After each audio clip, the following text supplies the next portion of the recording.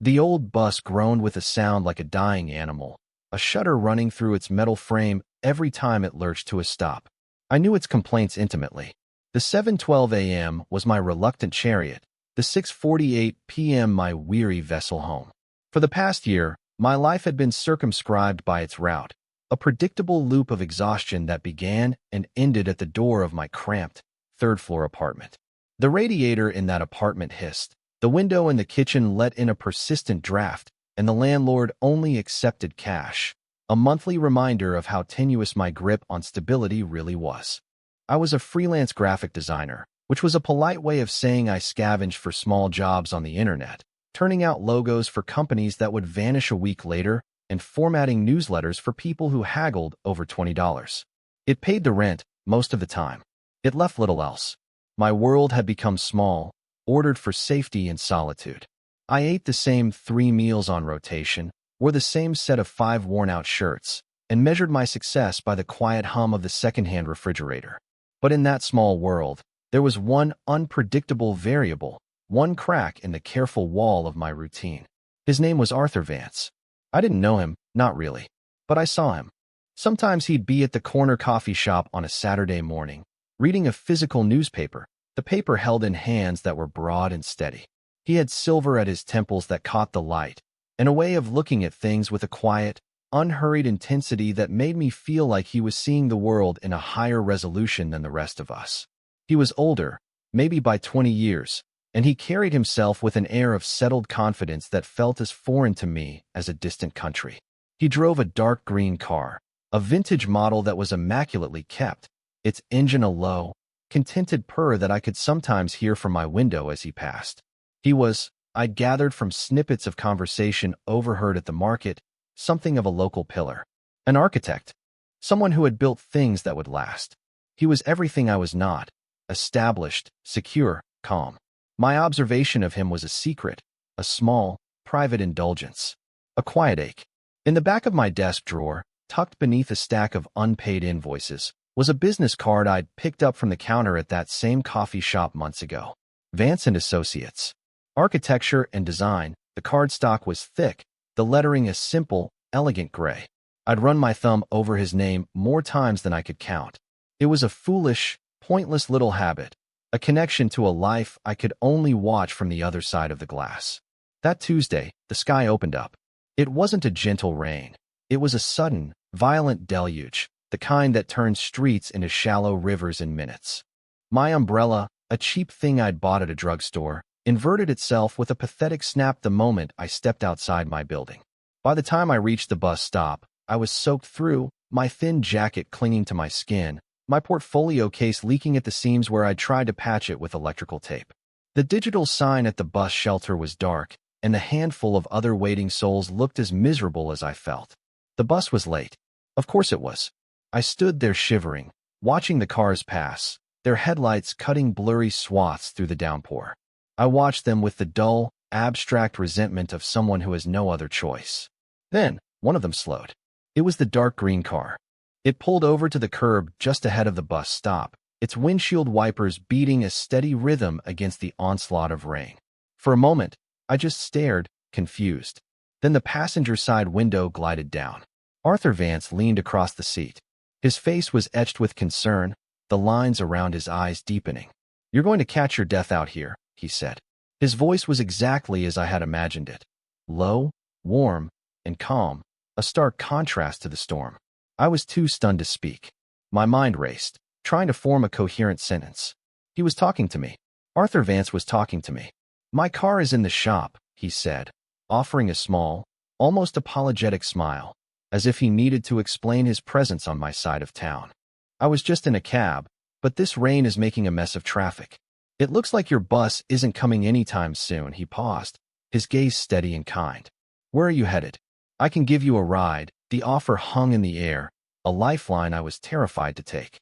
My clothes were dripping, my hair was plastered to my forehead, and I was keenly aware of the worn-out state of my shoes.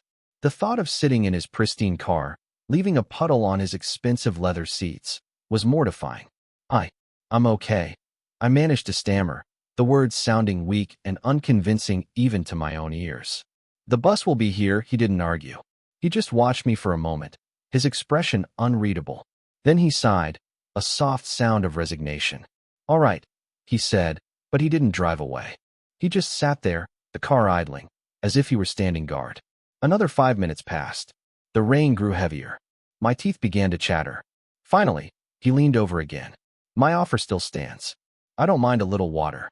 It's just a car." There was no pressure in his voice, only a simple, straightforward concern. It was that simple kindness that broke through my pride. I took a deep breath, nodded, and walked to the car, my heart pounding a nervous rhythm against my ribs. The moment I opened the door, a wave of warmth and the scent of leather and something clean, like cedar, washed over me. It was the smell of a life entirely different from my own. I slid onto the passenger seat, trying to make myself as small as possible, acutely aware of the damp squelch of my clothes. "Thank you," I said, my voice barely a whisper. "Really, thank you, it's no trouble," he said, pulling smoothly back into the sparse traffic. "I'm Arthur." He glanced at me, and his eyes, a warm hazel, held mine for a second longer than necessary. "Leo," I said, my name feeling inadequate. "I'm Leo," he nodded, a small smile touching his lips. "It's good to meet you properly, Leo." The word properly snagged in my mind. Had he noticed me before, in the same way I had noticed him? The thought sent a confusing jolt of warmth through me, a feeling that had nothing to do with the car's heater. The ride to my apartment building was short, only about 10 minutes, but it felt like an eternity, suspended in time. The rain drummed a soft tattoo on the roof, creating a small, intimate cocoon against the outside world. I directed him to my street, feeling a fresh wave of embarrassment at the sight of my rundown building, with its peeling paint and cracked front steps. He pulled up to the curb and put the car in park, but he didn't rush me out. He turned slightly in his seat to face me. "That case looks like it's seen better days," he said, his gaze dropping to the portfolio I was clutching in my lap. "I hope nothing inside was damaged. It's just some sketches," I mumbled, my face flushing. "It's fine, but it wasn't fine. That case held the proofs for a project that was already 2 days late, and if the ink had run, I wouldn't get paid." The thought made my stomach clench with anxiety. He seemed to sense my distress. "I'm an architect," he said gently. "I know how much work goes into those pages. If you need a proper waterproof case, I have a spare one at my office you're welcome to have. It's just gathering dust." Another offer. Another act of simple, uncomplicated generosity. It was disarming. People weren't usually this kind without wanting something in return. "I couldn't," I said automatically. "No, please," he insisted, his voice soft but firm. "It would be a favor to me to clear out some space." He was making it easy for me, removing any sense of obligation. He reached into the glove compartment and pulled out a card, the same one I had hidden in my desk drawer. He took a pen from his jacket pocket and wrote a number on the back. "This is my mobile. Call me tomorrow, and we can arrange for you to pick it up. My office isn't far from here." I took the card, my fingers brushing against his. His skin was warm and dry. The contact was brief, almost accidental, but it sent a startling current up my arm. I felt like I was standing on the edge of something, a precipice I couldn't see. "Okay," I said, my voice thick. "I will. Thank you, Arthur." He smiled again, a genuine, crinkling at the edges smile that transformed his serious face. "You're welcome, Leo. Now get inside before you dissolve." I fumbled with the door handle, gave him one last grateful look, and hurried out into the rain, clutching the card in my hand like a talisman. As I unlocked the front door to my building, I heard the quiet purr of his car pull away from the curb. I stood there in the dim, musty hallway, dripping on the worn linoleum, and for the first time in a very long time, I felt a flicker of something that was dangerously close to hope. The next day, I spent 3 hours staring at the phone number on the back of that card before I worked up the nerve to call. My voice was tight with nerves when he answered on the second ring. He sounded pleased to hear from me, his tone easy and welcoming. He gave me the address to his office and told me to come by that afternoon. His firm, Vance & Associates, occupied the entire top floor of a beautifully restored brick building downtown, the kind of place with large, arched windows and original hardwood floors. The air inside smelled of coffee and paper and a faint, clean scent of wood polish. It was quiet, orderly, and filled with light. Arthur met me at the reception desk himself, dressed in a simple gray sweater and dark trousers. He looked even more distinguished in his own element, surrounded by architectural models and framed blueprints. He led me back to his personal office, a corner room with a massive oak desk and a panoramic view of the city. A spare portfolio case, a sleek black one made of durable, waterproof nylon, was sitting on a chair. "Here you are," he said, handing it to me. "I hope it serves you well." It was a vast improvement over my old, battered case. It was a professional tool, something that belonged to a person who was serious about their work. It felt like a costume I wasn't yet entitled to wear. As I was thanking him, my eyes fell on a large presentation board leaning against his wall. It was covered in mock-ups for a new residential development, but the graphic design elements, the logos, the font choices, the layout, were a mess. It was cluttered and unprofessional. I must have been staring, my critical designer's eye taking over, because Arthur followed my gaze. That," he said with a wry sigh. "Our marketing guy is on paternity leave, and we're in a bit of a bind. The presentation to the city council is next week, and it looks, well, you can see what it looks like." An idea sparked in my mind, bold and terrifying. I took a breath. "I could fix it," I said, the words coming out in a rush. "The layout is fighting the content. The typography is all wrong. I could make it clean, professional. I could have it done in 2 days." I stopped, horrified by my own audacity. I was standing in the office of a successful architect, criticizing his work and offering my unsolicited services like some kind of door-to-door salesman. Arthur didn't look offended. He looked intrigued. He turned from the board and looked directly at me, his head tilted slightly. "Could you?" he asked, his voice even. It wasn't a challenge. It was a genuine question. "Yes," I said, my confidence surging back. "I can." He was quiet for a long moment, his gaze assessing. I felt pinned by it, laid bare.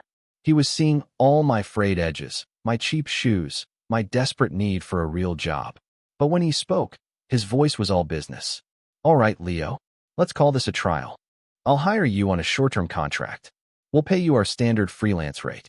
If you can deliver what you promise in 2 days, we can discuss a more permanent arrangement for the duration of the project." And just like that, I had a job. A real one. The next 2 days were a blur of focused, intense work. Arthur set me up at a spare desk in the main office, a sleek workstation with a powerful computer and a monitor twice the size of my laptop screen. He provided me with all the project files and then, to my surprise, he left me alone. He didn't hover or micromanage. He treated me like a professional, trusting me to do the work I claimed I could do. He would bring me coffee in a heavy ceramic mug, placing it quietly on my desk without a word, a small gesture of care that felt monumental. I spent hours in that sunlit office, watching him from the corner of my eye. I watched the way he moved through the space, with a quiet economy of motion. I watched him on the phone, his voice calm and authoritative, smoothing over some issue with a contractor. I saw the deep respect his employees had for him. They approached him with questions, and he always listened patiently before giving a thoughtful, considered answer. He was the steady center around which everything else revolved. My internal monologue was a constant hum of analysis. I replayed every brief interaction, searching for meaning. When he leaned over my shoulder to look at a design mock-up, his arm brushing mine, was it accidental? The warmth of his skin lingered long after he'd moved away. When he praised a font choice I'd made, his eyes crinkling in that smile, was it just professional courtesy? I was so starved for kindness. I was afraid I was inventing things, projecting my own desperate yearning onto his simple decency.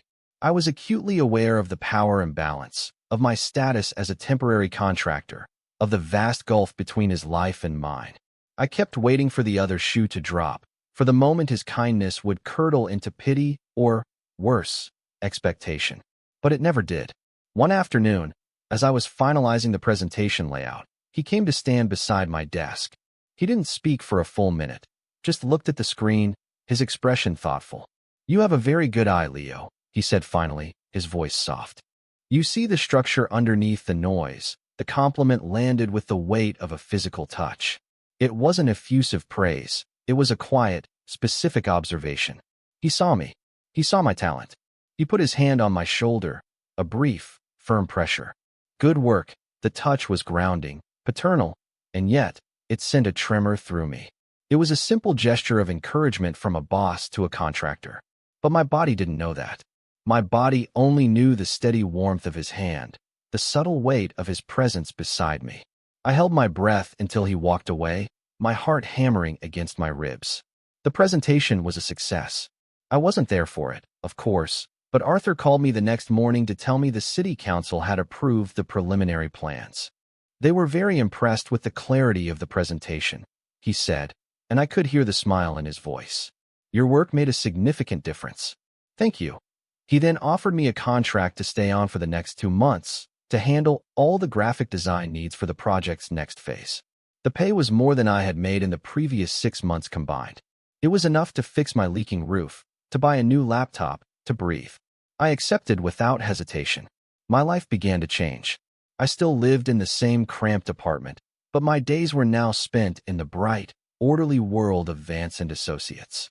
I fell into a new routine, one that revolved around the quiet hum of the office and the steady, calming presence of Arthur. We developed a comfortable rhythm.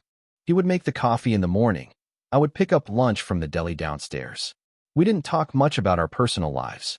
Our conversations were mostly about work, about design principles and building codes and the frustrating bureaucracy of city planning. But in the spaces between the words, something was growing. I learned to read his moods by the set of his shoulders, to recognize the slight frown that meant he was wrestling with a difficult design problem. I learned that he hummed, a low, tuneless sound, when he was concentrating. I learned that he kept a small, potted succulent on his windowsill and watered it with meticulous care every Friday afternoon. These small details felt like gifts, glimpses into the man behind the calm, professional facade. My fascination with him deepened, evolving from a distant, abstract admiration into a complex, painful crush. It was painful because it felt so impossible. He was my boss. He was wealthy, established, and 2 decades my senior. I was just a kid he'd taken a chance on, a stray he'd offered shelter from the rain. One evening, we were the last 2 left in the office, working late to meet a deadline. A new set of blueprints had come in, and they needed to be scanned, cleaned up, and incorporated into a digital model by morning. It was tedious, painstaking work. Around 9 o'clock, Arthur stretched and rubbed the back of his neck. I'm starving, he announced. I'm ordering pizza. What do you want on yours? The casual domesticity of the question caught me off guard. We had never eaten a meal together, not a real one. Anything is fine, I said, trying to sound nonchalant. He ordered 2 large pizzas and a container of salad, as if he knew I probably hadn't eaten a decent vegetable in weeks. We ate at the large conference table, the pizza boxes open between us, the city lights twinkling through the massive windows. The office was quiet, the air still and peaceful. For the first time, our conversation drifted away from work. He asked me about where I grew up, about why I had chosen to become a designer. I found myself telling him things I hadn't told anyone, about my lonely childhood in a small town, about the art teacher who had first encouraged me, about my dream of one day having my own small studio. He listened without interruption, his gaze fixed on my face, his expression one of genuine interest. When I finished, a little embarrassed by how much I had revealed, he was quiet for a moment. Then he said, "You have a resilience about you, Leo. It's a rare quality." He said it simply, as a statement of fact. And then, he offered a piece of himself in return. He told me about starting his own firm, about the early years when he worked out of his apartment, taking on any small job he could get, facing rejection after rejection before he finally got his first big break. He spoke of the loneliness of it, the constant pressure, the fear of failure. It was a story that mirrored my own in surprising ways, and it forged a new kind of connection between us. We were not so different, after all. As we worked side by side late into the night, assembling a large physical model of the development, our hands brushed against each other multiple times. Each touch was electric. We were standing close, our shoulders occasionally bumping as we reached for the same tool. The air between us grew thick with unspoken things. I was intensely aware of his scent, that clean, cedar-like smell, and the warmth radiating from his body. My mind was screaming at me to be careful, to remember the rules, to protect my heart. But it was a losing battle. At one point, I was struggling to fit a delicate piece of the model into place. My hands were clumsy with fatigue. "Here," he said, his voice low and close to my ear. Let me. He reached around me, his chest pressing against my back, his arms bracketing mine. His hands, large and capable, covered my own, guiding the tiny piece into its slot. His fingers were long and warm, his touch impossibly gentle. I froze, my breath catching in my throat. I could feel the steady beat of his heart against my shoulder blades. The moment stretched, suspended in silence. He was so close, I could feel his breath on my neck. He held the position for a second too long after the piece was in place, and in that second, the entire dynamic between us shifted. It was no longer boss and employee. It was just two men, standing together in the quiet dark of a city office, a fragile new intimacy blossoming between them. He pulled back slowly, clearing his throat. "There," he said, his voice a little rough. "That should do it." He didn't meet my eyes. The space between us was now charged, humming with a tension that was both terrifying and exhilarating. We finished the rest of the model in near silence. The only sounds the soft click of connecting pieces and our own quiet breathing. When we were finally done, well after midnight, he insisted on driving me home. The car ride was as quiet as the office had been, but the silence was different now. It was heavier, filled with the things we hadn't said. When he pulled up in front of my building, he cut the engine. He turned to me, his face illuminated by the dim glow of a street lamp. His expression was serious, his brow furrowed with something I couldn't quite read. "Leo," he began, then stopped, as if searching for the right words. He took a deep breath. "Does my presence make you uncomfortable? I want to be sure this arrangement feels fair to you. The last thing I would ever want is for you to feel pressured or obligated in any way." His vulnerability was a gut punch. He was the one with all the power, yet here he was, worried about how he was being perceived by me. He was giving me an out, a chance to retreat to the safety of our old professional roles. He was making sure I felt safe. And in that moment, all my fear, all my careful defenses, just crumbled away. I am here, in this quiet car with him, and the world outside has faded to a blur. The only thing that feels real is the earnest concern in his eyes. This is a moment of choice. I can retreat, or I can step forward. "No," I said, my voice quiet but steady. "You don't make me uncomfortable, Arthur." I held his gaze, willing him to see the truth in my eyes. "You make me feel seen." The admission hung in the air between us, fragile and real. A slow smile spread across his face, a look of profound relief. He reached out and placed his hand on my arm, his thumb gently stroking the worn fabric of my jacket. "Good," he whispered. "That's all I wanted." He didn't say anything more. He just let his hand rest there for a moment, a silent promise, before starting the car and waiting until I was safely inside my building.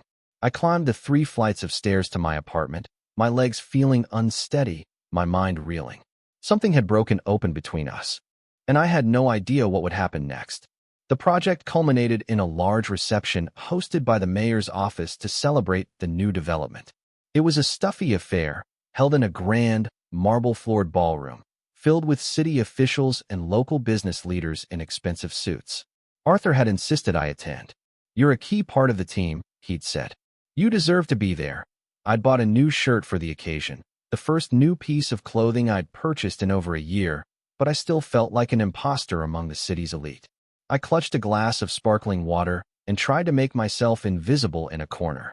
Arthur, of course, was in his element. He moved through the crowd with an easy grace, shaking hands, accepting congratulations, a magnetic center of gravity. But throughout the evening, his eyes kept finding mine across the crowded room. Each glance was a small, private tether, a silent check-in that made me feel anchored. He would give me a small, almost imperceptible nod, a slight quirk of his lips that was just for me. It was a secret language we were developing, and it made my heart ache with a sweet, impossible longing. Later in the evening, I was standing by the hors d'oeuvres table when a city councilman, a pompous man with a booming voice, cornered Arthur nearby. "Vance," he bellowed, clapping Arthur on the shoulder. "Excellent work on this project. And I see you've taken that young fellow under your wing." He gestured vaguely in my direction with his champagne flute. "It's good to see you giving a leg up to the next generation." The comment was likely well-intentioned, but it landed like a slap. It reduced me to a charity case, a project. It framed Arthur's kindness not as a professional collaboration, but as patronage. I saw a muscle tighten in Arthur's jaw. He turned his body slightly, creating a subtle barrier between me and the councilman. His voice, when he spoke, was dangerously quiet. Leo is not my protege, councilman. He is my colleague. His design work was instrumental to our success. We are very lucky to have him. The rebuke was polite but unmistakable. The councilman, taken aback, mumbled an apology and quickly moved away. Arthur's gaze then lifted and met mine. In that look, I saw a fierce protectiveness that stole my breath. It wasn't pity. It was defense. It was a public declaration, in its own quiet way, that I was his equal. The noise of the party faded away. The crowded room ceased to exist. There was only the weight of his gaze, a silent vow that he would not let anyone diminish me. That was the tipping point. The careful wall I had built between professional respect and personal feeling was irrevocably breached. He made his way over to me a few minutes later, his expression unreadable. "Are you all right?" he asked, his voice low. I just nodded, unable to trust my own voice. "I think I've had enough of this," he said. "Let me take you home."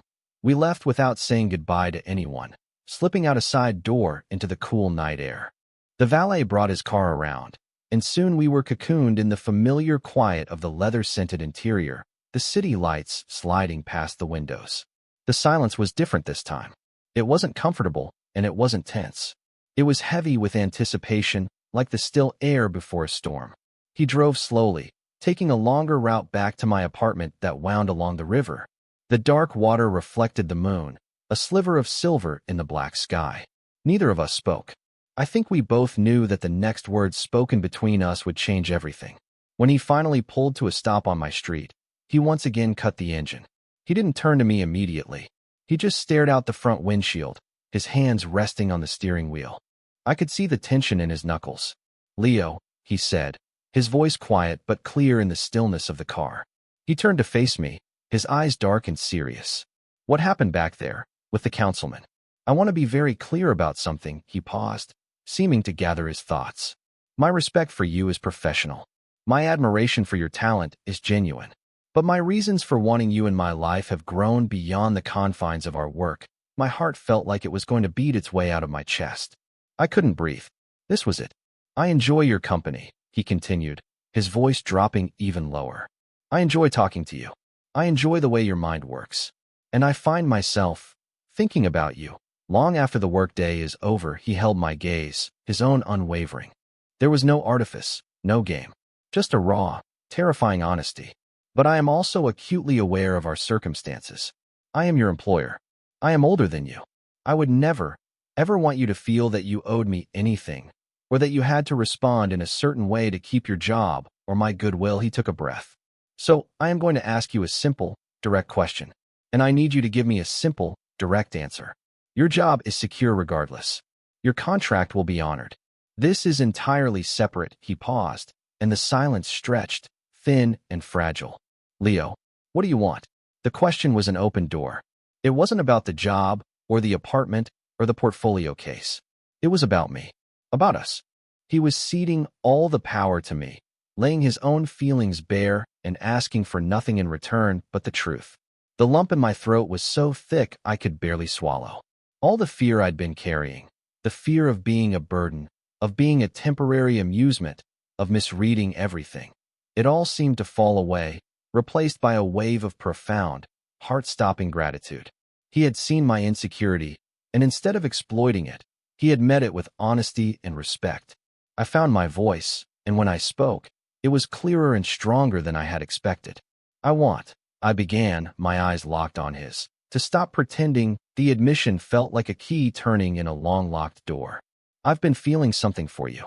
For a long time. Probably since that first day, in the rain. But I was afraid. Of all the things you just said. The age, the job. I was afraid of what it would look like." A look of immense relief washed over his face, softening the hard lines of his tension. "I was afraid, too," he confessed, his voice thick with emotion. "I've been waiting. Hoping you might feel the same, but determined not to push. I've been waiting for you to feel safe enough." He reached across the console, his hand hovering in the space between us for a moment before he gently cupped my jaw. His thumb stroked my cheek, a touch so tender it almost broke me. "Are you safe enough now, Leo?" he whispered. I leaned into his touch, my eyes fluttering shut. Yes, I breathed. The single word was everything. It was permission. It was an answer. It was a beginning. He leaned in slowly, giving me every opportunity to pull away. But I didn't. I met him halfway. His lips met mine, and the world just stopped. It wasn't a kiss of desperate passion or pin-up hunger. It was a kiss of recognition. It was gentle, sure, and deeply, achingly right. It was the feeling of a foundation settling, of a weight finally being set down. It tasted of relief and a quiet, profound joy. It felt like coming home. When we finally broke apart, it was only by a few inches. He rested his forehead against mine, our breath mingling in the small space. His eyes were closed. I could feel the slight tremor in his hand, still holding my face. Leo, he murmured, his voice rough with emotion, as if my name itself was a revelation. I lifted my hand and laced my fingers with his other hand on the center console. His fingers tightened around mine, a firm, reassuring grip. We stayed like that for a long time, in the quiet darkness of the car, on a lonely street in front of my rundown apartment building. Nothing had changed, and yet, everything was different. We had crossed a line, and for the first time, I wasn't afraid of what lay on the other side. I felt a sense of peace settle deep in my bones, a calm assurance that whatever came next, we would face it together. This wasn't an ending. It was the start of the real story. The next morning, I woke to the familiar sound of the hissing radiator, but the gray light filtering through my window felt different. Softer.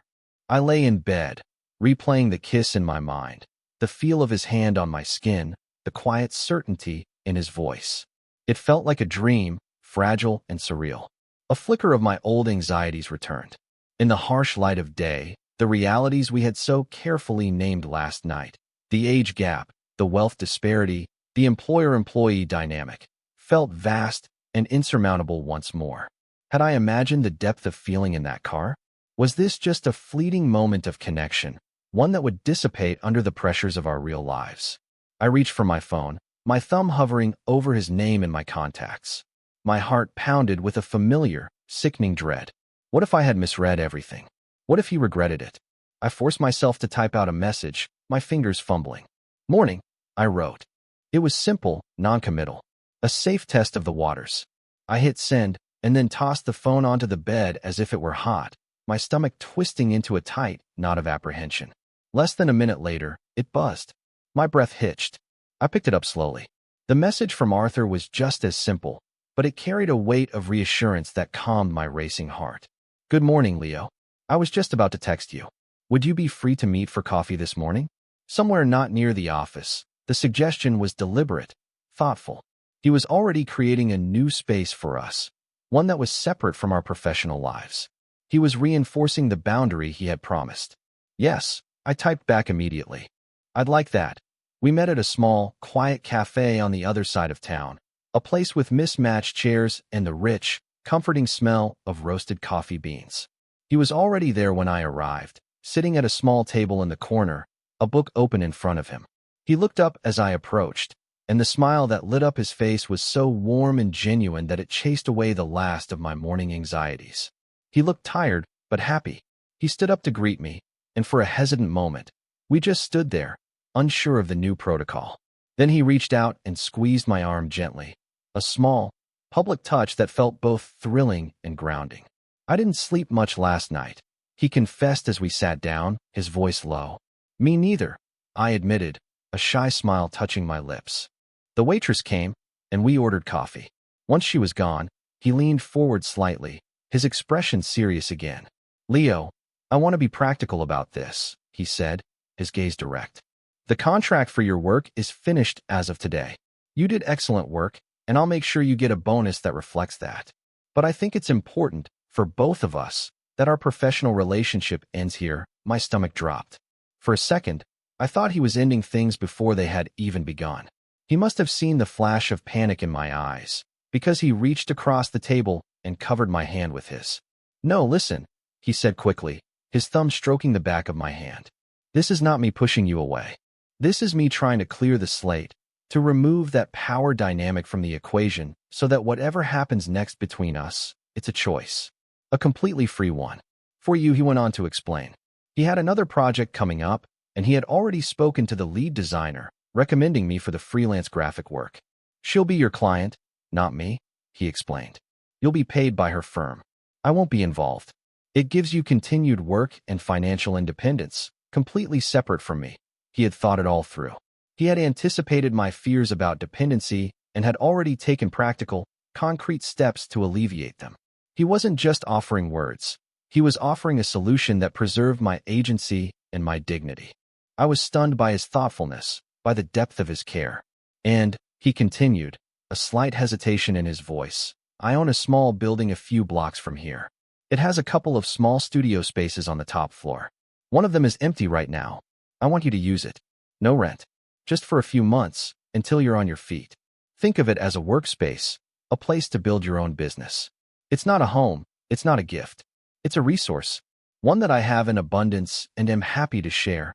He looked at me, his eyes searching my face. "Does that feel fair to you? You can say no. Your choice." Always tears pricked at the back of my eyes. All my life, I had felt like I was fighting upstream, struggling for every inch. No one had ever offered me a hand without expecting to pull me in a direction I didn't want to go. Arthur wasn't just offering help. He was offering a foundation, a place from which I could build something for myself. He was investing in my independence, not trying to buy my affection. "Yes," I said, my voice thick. "That feels more than fair. Thank you, Arthur." A few days later, we were at the grocery store together. It was a Saturday afternoon, and the store was crowded. It was our first real, public outing as whatever we were becoming. It felt surprisingly normal. We debated over which brand of pasta to buy, and he teased me for my love of sugary cereal. As we stood in the checkout line, a woman from one of the neighboring businesses to his firm spotted us. "Arthur, hello," she said, her eyes flicking from him to me and back again, a speculative gleam in her gaze. "Running errands?" "Hello, Marjorie," Arthur said, his voice pleasant and calm. He didn't flinch. He didn't move away from me. Instead, he did something incredibly simple and profoundly brave. He reached over and took my hand, lacing his fingers through mine. He just held it, a quiet, solid presence at my side. He didn't offer an explanation or an introduction. He just stood there, holding my hand, a silent, unambiguous statement. "We are together." Marjorie, her eyes wide for a second, just smiled a tight little smile and turned back to her own cart. The moment passed. It was a small test, a minor piece of local gossip, but we had navigated it together. He hadn't hidden me. He hadn't hesitated. He had claimed me, quietly and firmly, and in his strength, I found my own. I squeezed his hand, and he squeezed back. We were a team. The following week, he gave me the keys to the studio space. It was a beautiful room, with a large north-facing window that flooded the space with soft, even light. It was empty, save for a sturdy wooden desk and a comfortable chair. It was a blank canvas. It was a promise. "I'll be your first client," I told him that evening, as we sat on the sofa in his spacious, comfortable living room. It was the first time I had been to his house. It was nothing like I expected. It wasn't a sterile architectural masterpiece. It was a home, filled with books and art and comfortable, well-worn furniture. It felt like him. "My first official client for my own business," I clarified. "I'm designing a new logo for myself. And I'm going to insist on paying for my own groceries from now on." He looked at me, a soft, fond smile on his face. "Is that so?" he said, a teasing note in his voice. "Yes," I said firmly. "And I'll be contributing to the pizza fund. And maybe, if I'm staying over, I can handle the dishes." It was important for me to say it, to establish that I was not a guest to be taken care of, but a partner. I needed this to be a relationship of equals, even if our bank accounts would never be. He grew serious, his smile fading into something more tender. "Leo," he said, taking my hand, "your presence in my life is the contribution. Everything else is just details." He leaned in and kissed me, a soft, lingering kiss that was full of a quiet, settled affection. "But," he added, pulling back with a playful glint in his eye, "I hate doing the dishes. So I will happily accept your offer." We both laughed, and the sound filled the quiet room. It felt easy. It felt right. We were consciously choosing how to build this, piece by piece, with care and steadiness and a shared understanding of what we both needed to make it work. A month later, I was spending more nights at his house than at my own apartment. We fell into a domestic rhythm that felt as natural as breathing. I would wake up in his bed, the morning sun streaming through the large windows, and find him already in the kitchen, making coffee. The smell of it would fill the house, a scent I now associated with safety and peace. One morning, I came into the kitchen to find him standing at the counter, carefully pouring hot water over coffee grounds in a ceramic dripper. He was still in his pajamas, his hair slightly rumpled from sleep. He looked softer, younger, without the armor of his professional life. I came up behind him and wrapped my arms around his waist, resting my cheek against his back. He was warm and solid. He stopped what he was doing and leaned back into my embrace, placing his hands over mine. "Morning," he murmured, his voice still thick with sleep. "Morning," I replied, my voice muffled by his shirt. We stood like that for a long moment, just holding each other, the kitchen filled with the quiet gurgle of the coffee and the soft light of a new day. It wasn't a grand, cinematic moment. It was small, quiet, and profoundly intimate. It was the kind of moment that builds a life. It felt like arrival. It felt like I had finally, after a lifetime of searching, found my home. I thought back to the man I was just a few short months ago, shivering at a bus stop in the rain, clutching a broken portfolio and a heart full of a vague, hopeless yearning. I had been so convinced that my life was destined to be small and solitary. I had built walls to protect myself, and I hadn't even realized I was living in a prison of my own making. Arthur hadn't torn those walls down. He had simply stood outside them, patiently, and shown me that it was safe to open the door. His wealth and his age, the two things I had been so afraid of, had become simple facts about him, not the defining features of our relationship. His resources had given me the stability I needed to find my own footing, but his love, his steady, quiet, respectful love, was what had truly saved me. He had created a space where I could be not just his partner, but more fully myself. I was no longer just surviving. I was building a business, a future, a life with him. Later that morning, we sat on his back porch, mugs of coffee warming our hands, and watched the sun climb higher in the sky. We didn't speak. We didn't need to.